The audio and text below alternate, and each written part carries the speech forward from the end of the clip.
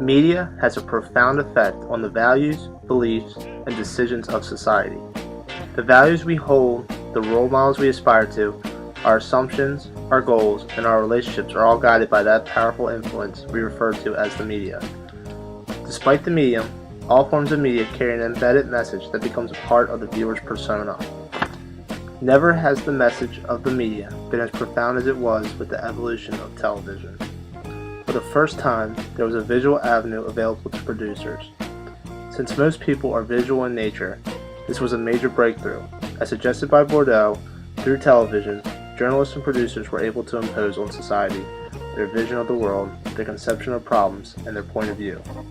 It is my opinion that patriarchy and stereotyping were the messages that were heavily portrayed in classical TV shows. Some of these shows include, but are not limited to, Leave It to Beaver, The Honeymooners, All in the Family, Donna Reed, Bewitched, I Love Lucy, and The Dick Van Dyke Show. Not only did the women in these shows take a backseat to their husbands as breadwinners, disciplinarians, and figures of strength, but they also often did it in a full dress attire, pearls included. Let's see what June Cleaver's husband Ward has to say about her role in the following clip.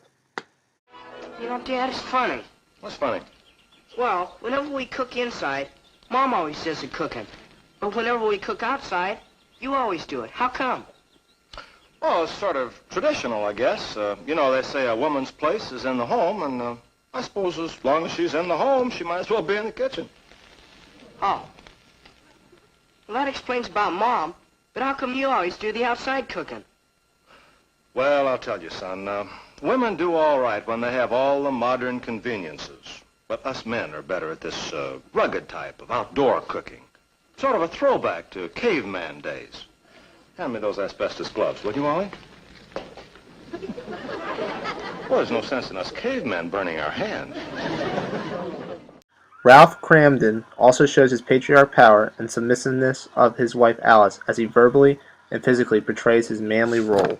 I'm going to the moon!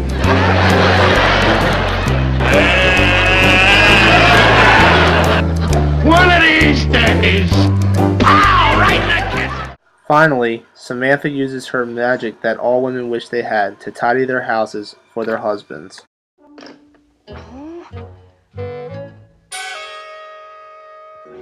No, I'll do it myself.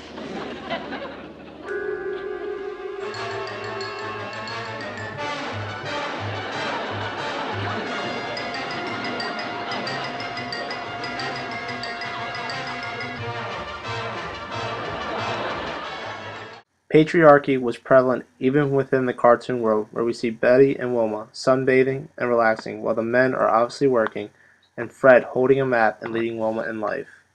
Even in Disney, we see Mickey Mouse and Donald Duck as the dominant group pursuing their partners, Minnie and Daisy, with the male gaze as though they were created for their pleasure. Not only were the classical TV shows biased in their views about women, but they also allowed viewers to give some order to the masses and make some sense of their own place in society. This was achieved through stereotyping. We see Lucy as she repeatedly pokes fun at Ricky's unique Cuban accent. That's different. Spanish is a foreign language. Well, English is a foreign language to me. Well, the way you speak it is to me, too. Because you've been promising me as Fred in Hot Beat Note magazine since last February. Explain that if you can. Because you've been promising me a spread in Half Beat magazine since last February. Explain that. I didn't, huh? No, you didn't. I done. You're done. That's no excuse. Got plenty excuse. But no one is better known for stereotyping than the infamous Archie Bunker.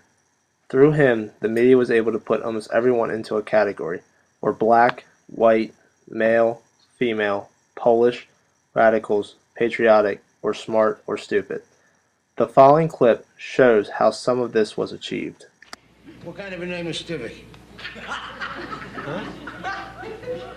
Where you from? Oh, Chicago. I mean, where are your people from?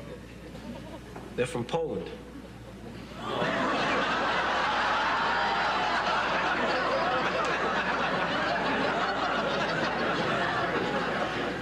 what make you Polish then? Huh? Yeah.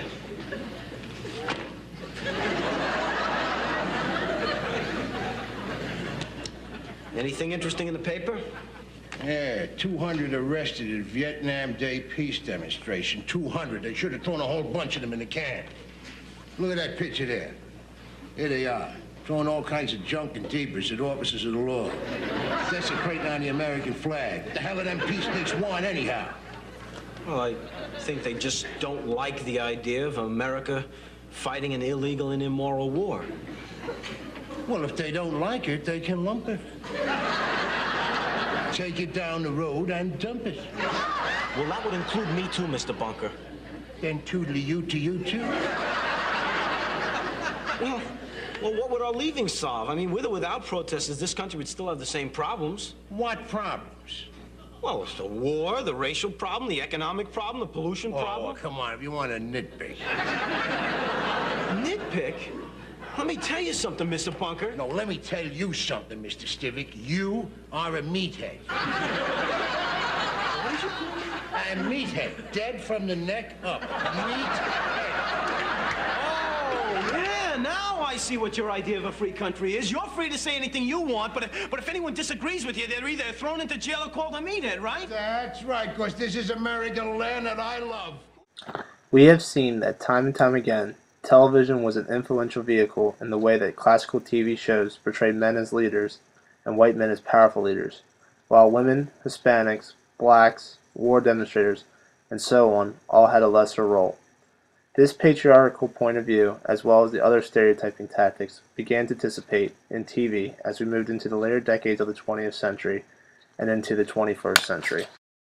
For instance, we begin to see shows that have single mothers, like Julia and the Partridge Family. Also, we see blacks holding prestigious jobs in the Cosbys, and women taking authority, as in Roseanne. As we move into yet new vehicles of media, the influence it has had on society's life will continue. The message may change, but the influence is still great.